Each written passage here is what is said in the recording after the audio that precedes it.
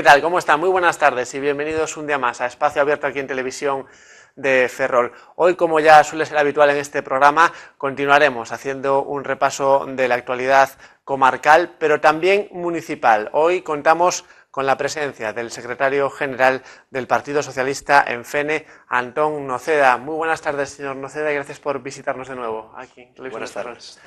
Bueno, vamos a empezar hablando de un tema que yo creo que ha sido la noticia de esta semana y a lo mejor pues de algo más de esta semana, ¿no? Me estoy refiriendo a la decisión de que finalmente pues no se va a construir ese dique flotante para los astilleros de la Ría después de haberse celebrado hasta 4 comisiones para analizar si era viable esta infraestructura en diferentes ámbitos, ¿no? En el económico, en el financiero, también en el técnico, ¿no? Bueno, desde el Partido Socialista de Fene, ¿cómo se ha visto este final, ¿no?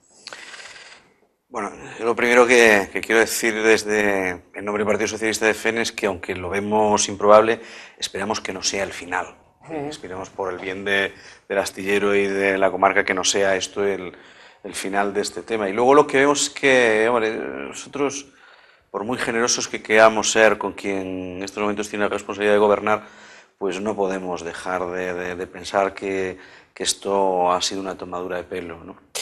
Y al margen ya de la discusión de si unos técnicos dicen una cosa, otros técnicos dicen otra, el problema es que no se puede venir aquí en determinado momento, que curiosamente es antes de las elecciones, a prometer que sí, pero a decir, pero definitivamente lo vamos a decir cuando tal. Decir, no.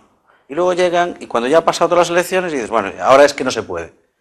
Decir, bueno, pero usted, dígalo antes o dígalo ahora.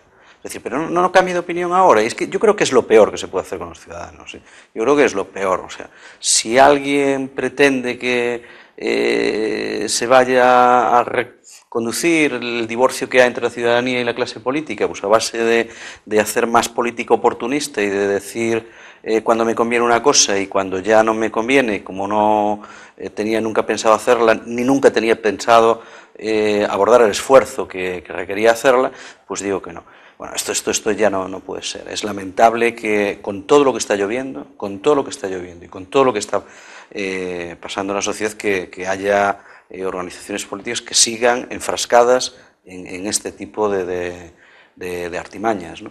Y luego, al margen ya de lo que es la cuestión más evidente o externa, y lo que es ya la actividad propia del astillero, es que al final estamos renunciando a una infraestructura que, primero, los datos que tenemos es de que podía ser rentable, de que es verdad que requiere un enorme esfuerzo de financiación tecnológico, es decir, pero el capital humano lo tenemos, la capacidad técnica la tenemos, hace falta que alguien haga el esfuerzo o acompañe el esfuerzo económico necesario. Y eso es a lo que renuncia el gobierno. Es que además nos han contado una cosa, es que Bruselas, y nos iban a decir dice que no, pero no han dicho dice que no. Es que Bruselas probablemente luego diga que no porque probablemente no sea compatible con... Dice, ¿cómo? O sea, ahora los peros los ponemos nosotros antes. Es decir, esto es absurdo. Esto es completamente absurdo. Primero, porque si usted sabía que la Comunidad Económica Europea podía poner peros, no haberlo prometido y haberlo explicado. Y si es mentira que eso que dice usted, de que cree que la Comunidad Económica Europea va a poner peros, pues entonces, y que los problemas son otros, son de prioridades en inversión y de prioridades a la hora de destinar los recursos públicos, que yo creo que vienen por ahí, pues entonces dígalo también, diga que sus prioridades son otras, y lo explica, y igual se lo van a entender. Yo creo que lo que los ciudadanos no van a entender, no deben entender y no deben perdonar, es que les hayan prometido que van a salvar uno de los principales ejes económicos de la comarca antes de las elecciones y que pasan 2 o 3 meses y les dicen de aquello que hablamos no hay absolutamente nada ni lo va a haber. Es decir, es absolutamente impresentable. Los ciudadanos deben tenerlo muy presente, deben tenerlo muy claro y no deben volver a dar oportunidades a quien les miente de esta manera.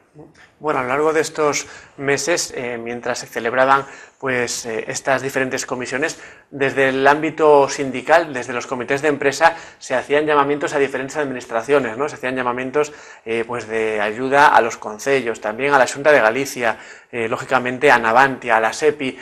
Según su opinión, ¿en dónde deben recaer las responsabilidades, digamos, pues más claras, ¿no? ¿En qué institución o en qué departamento, ¿no? Mire, yo creo que la responsabilidad es una, y recae en quien se comprometió y tiene capacidad de gobierno para hacerlo. Y aquí solo hay dos gobiernos y dos personas. El gobierno de la comunidad autónoma, que se comprometió, es decir, y con su presidente a la cabeza, y el gobierno del Estado, que respaldó ese compromiso. Y no se busquen ya zarandajas de si otras instituciones o no. Hoy el Partido Popular reúne tanto poder institucional que si quiere, puede. Otra cosa es que las prioridades sean otras, y otra cosa es que esté muy acostumbrado a decir lo que no piensa hacer, que por cierto tampoco es tan extraño, ¿no?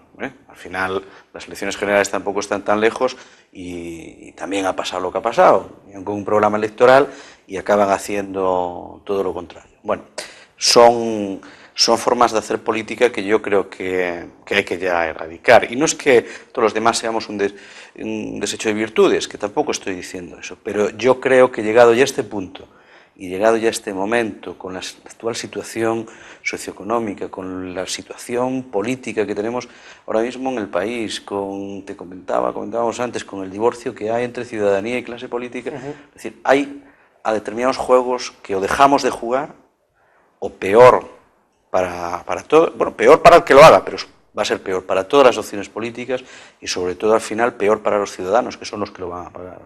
Bueno, y hay un obstáculo, y si salir del naval, que afecta concretamente al Concello de Fene, a Navante a Fene. Me estoy refiriendo al veto que todavía pesa y que hasta 2015 pues parece que va a pesar si no se soluciona antes. ¿Cree que se puede solucionar antes ese veto? ¿Se puede levantar antes? Mira, el hecho es que estamos en 2013 y que el veto acaba en 2015 y que hay el tiempo que hay. Cualquier obra requiere un proceso de diseño, de producción, hasta que se puede empezar a ejecutar. Es decir, yo no voy a contar nada que seguro que mucha gente que nos está oyendo no sabe. Es decir, porque hay mucha gente en esta comarca que trabajan en el naval y que saben lo que se tarda desde que se contrata una determinada infraestructura, un determinado artefacto naval o una determinada embarcación hasta que se acaba construyendo. Es decir, no hay problema del veto, porque desde que se tome el acuerdo hasta que eso se empieza a producir, es decir, estamos prácticamente en 2015, no nos inventemos cosas que ya no son, es que es un absurdo, es decir, poner hoy esa disculpa.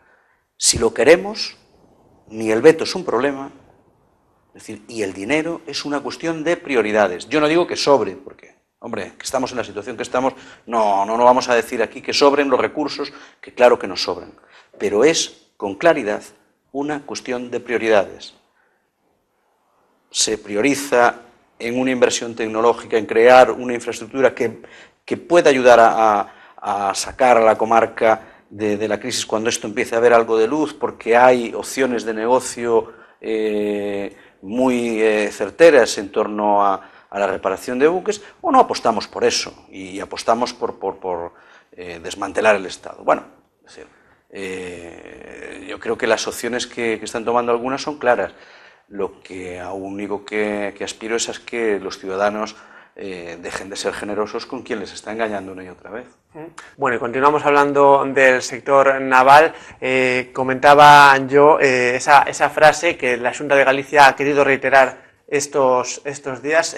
Señor Noceda, esa frase de que o dique o carga de trabajo, bueno, parece que en principio dique no va a haber, y si hablamos de carga de trabajo, hay un contrato que el Partido Socialista de Fene, bueno, y también a nivel pues autonómico, quiere que el Partido Popular muestre, ¿no? Quiere que desde la Xunta se muestre, desde las instancias responsables de haber firmado ese contrato, ¿no? Pues la verdad es que sí, que ya queremos verlo porque, hombre, uno no quita ni pone de credibilidad a quien tiene la responsabilidad de dirigir la Xunta de Galicia, aunque por veces parezca que no siempre dicen por lo menos toda la verdad, ¿no? Pero en este tema, especialmente en este tema, a nosotros nos parece absurdo que estemos todavía pensando si hay un acuerdo de verdad para contratar unos floteles, un determinado tipo de artefactos navales o remolcadores, si no lo hay, si lo que hay es un acuerdo para poder presentar, si es un acuerdo solo de intenciones, que da una opción a Navantia de presentarse a ese concurso o no, o si no hay nada, o qué es lo que hay. Y es absurdo que estemos discutiendo con esto, y es absurdo que tengamos a los ciudadanos con la incertidumbre de si va a haber o no solución en el corto plazo al dramático problema de trabajo y sobre todo al vinculado con el sector naval en nuestra comarca, cuando hay una forma muy clara de clarificar esto, y es venir a FENE, venir a Ferrol, venir a la comarca y enseñar los contratos, es decir, mira, esto es lo que hay contratado. Que si hay cosas secretas en los contratos, hombre, si hay cosas secretas, el Partido Socialista no va a pedir que enseñen lo que es secreto. Es decir, eso lo pueden esconder si quieren. Pero sí, hombre, ¿qué es lo que dice el contrato? ¿Se va a construir, no se va a construir? ¿Se contrata el barco? ¿Es una opción solamente es una opción para presentar presupuestos? Pero de todas formas, en cuanto a los secretos, es decir, bueno, pero es que, ¿qué puede haber secreto en un acuerdo comercial? Que además no es del sector militar, no hay tecnología militar por el medio. Pues uno cada vez piensa que pues son menos cosas las que puede haber secretos. En Bonalid, pues uno acuerda, busca un socio para que le provea de unos determinados recursos que necesite, que se los construya, porque se fía de su tecnología, de su capacidad técnica, etc. Y no hay nada más. Es decir, ¿qué es lo que puede haber secreto ahí? Es que nosotros no lo entendemos. No vemos nada que pueda haber secreto en un acuerdo de ese tipo. Y por tanto no vemos el problema para que el presidente de la Junta venga aquí, claro, salvo que haya algo secreto del tipo de las cosas estas que aparecen, o que están apareciendo ahora en el Partido Popular, ¿no? Estas cosillas que parece ser que escribía el señor Bárcenas, ¿no? De las cuentas, de los números y de lo que se le daba, de los dineros que se le daban a unos u otros. Pues hombre, es decir, yo no creo que sea eso. Quiero creer que esas cosas secretas no están en los acuerdos con Pemex, que lo que tiene que ver con los acuerdos con Pemex es de lo que hablábamos antes, de una empresa muy grande y muy seria que es Pemex, y de una empresa pues tecnológicamente muy potente y con una capacidad técnica asombrosa que es Navantia. Y se tienen que entender, y a partir de ahí que ven que pues, uno complementa al otro y puede haber un encargo, pues eso es lo que se tiene que plasmar en un documento comercial. Si no, es que no sabemos para qué se hacen los documentos comerciales. Yo es que no veo a ninguna gran empresa a nivel estatal o a nivel español o a nivel gallego, es decir, firmando acuerdos comerciales para que alguien le provea de algo y con cosas secretas por el medio. Es decir, porque al final las compañías estas también tienen accionistas y les tendrán que dar explicaciones y yo no sé cómo la gente puede entender, aparte de lo que sean propiedades de los estados, es decir, pero los accionistas de una empresa no van a entender que su empresa tenga cosas secretas que ni ellos pueden saber para arriba y para abajo y no saben cómo se están jugando los cuartos. No creo que sea eso. Y los gobiernos, es decir, hombre, Navantia es una empresa estatal y Pemex en una gran parte también lo es, pero bueno, los estados y los gobiernos también tienen que dar explicaciones. ¿Cómo pueden andar con...? Esto es una ñoñería. Yo no sé por qué el señor presidente de la Junta no quiere enseñar este contrato, pero dado que tampoco me explico nada que pueda haber secreto en él, como tampoco hay problema en que nos lo enseñe sin la parte de que no tiene secretos, lo que es absurdo es que nos siga teniendo en la incerteza. Eso es lo que es absurdo. Porque si hay algo firmado, se puede empezar a hablar, pero tanto para los ciudadanos como para la industria auxiliar. Y decir, mire, es que va a haber esta expectativa de negocio, se van a crear estos artefactos navales, se van a construir en estos plazos, tienen unos requerimientos, se calcula que se va a empezar no sé cuándo. Bueno, es decir, lo normal. Y a partir de ahí, la maquinaria industrial y económica empieza a funcionar y esto se empieza a dinamizar. ¿Cómo está todo parado? ¿Cómo contribuimos a seguir hundiéndonos en esta crisis? Pues como está haciendo el presidente de la Junta, manteniendo el anuncio de que si se va a construir o no, en la incerteza, en su palabra, en la palabra de otro señor de Pemex, pero que no se enseña el contrato, que no se dice exactamente ni lo que pone ni lo que no. Desde luego, yo creo que es tratar